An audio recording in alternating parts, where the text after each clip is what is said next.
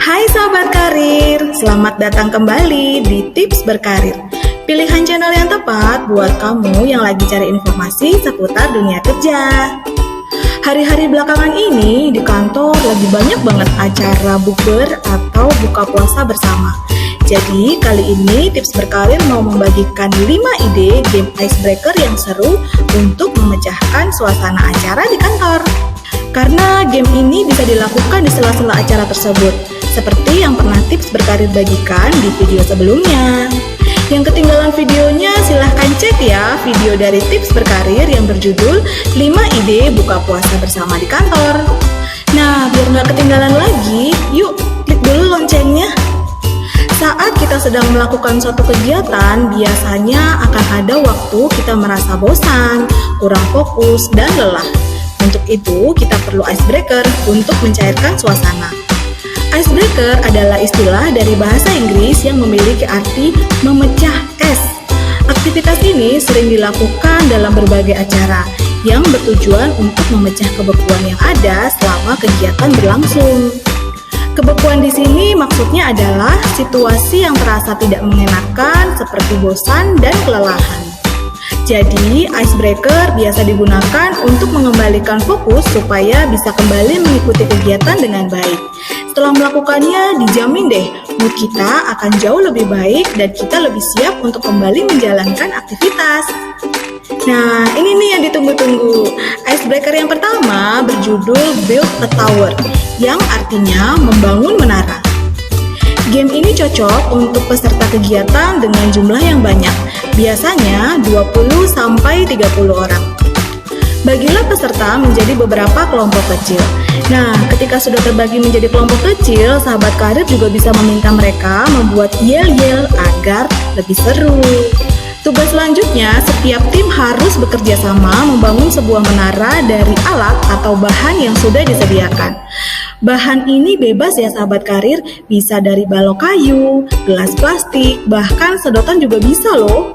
Jadi bisa menyesuaikan budget atau malah cukup menggunakan alat dan bahan yang ada di sekitar kita.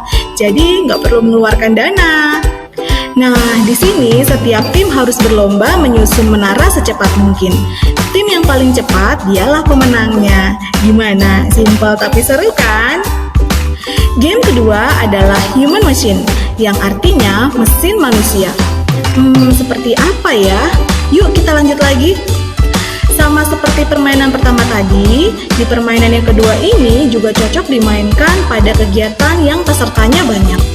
Bagi peserta dalam kelompok kecil, untuk menambah keseruan, selain yel-yel, setiap kelompok juga boleh memberi nama untuk timnya dengan kategori tertentu. Misalnya kategori makanan. Nah, setiap kelompok bisa menamai timnya dengan nama makanan tertentu. Misalnya, tim batagor, tim tahu gimbal, dan sebagainya. Setelah terbagi menjadi tim kecil, berikan mereka waktu sekitar 5 menit untuk merancang sebuah alat atau mesin manusia, di mana seluruh anggota tim adalah komponen dari mesin tersebut. Semua komponen manusia harus saling berhubungan satu sama lain dalam sebuah gerakan. Satu aksi menimbulkan aksi yang lain.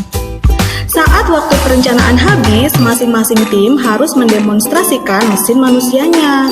Tim yang menang adalah yang semua komponennya bergerak, saling berhubungan, dan kompak. Nah, Tips Berkarir kasih contoh yang lain nih, sepeda. Coba sahabat karir bayangkan, kira-kira gimana ya sekelompok manusia bisa membuat gerakan seperti sepeda? Pasti seru. Game yang ketiga adalah Guess the Words, yang artinya tebak kata atau kata-kata. Sama seperti permainan 1 dan 2, permainan tebak kata ini juga cocok dimainkan untuk kegiatan dengan jumlah peserta yang banyak, sekitar 20-30 orang.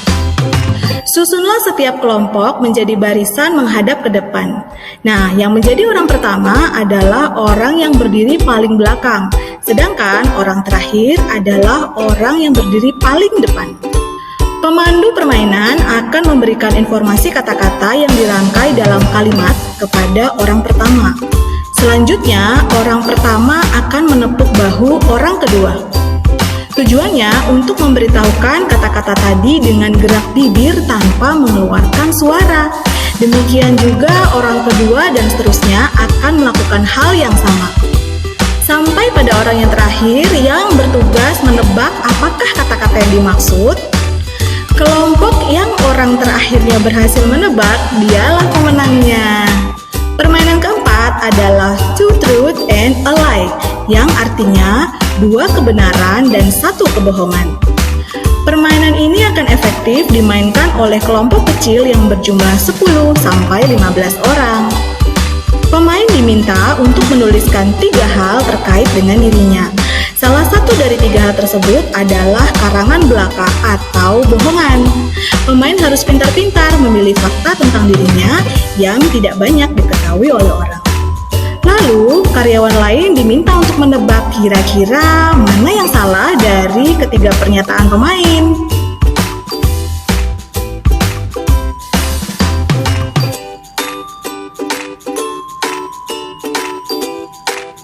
Selain melatih kemampuan untuk berbicara bagi pemainnya, permainan Two Truths and One Lie bisa menjadi salah satu cara untuk lebih mengenal sesama karyawan. Ketika mengkonfirmasi kembali 3 pernyataan tadi, pemain tentu akan memaparkan informasi tersebut secara lebih lanjut. Informasi ini dapat pula dijadikan sebagai bahan obrolan di kemudian hari. Kita sampai di game yang terakhir, Truth or Dare, yang artinya jujur atau berani. Sama halnya dengan Two Truth and a Lie, Truth or Dare juga akan lebih efektif jika dimainkan dalam kelompok kecil, yaitu 10 sampai 15 orang. Permainan ini cukup mudah, di mana beberapa orang yang ikut permainan ini ditunjuk, kemudian semua akan dapat giliran. Nah, yang mendapat giliran harus memilih tantangan seperti berkata jujur atau melakukan tantangan. Sebagai permainan yang dilakukan sekelompok teman, Truth or Dare bisa menjadi wahana untuk saling mengenal antar teman. Adapun hasil dari permainan ini, baik itu jawaban atau tindakan, tentunya tidak boleh diketahui oleh orang lain selain yang terlibat dalam permainan ini.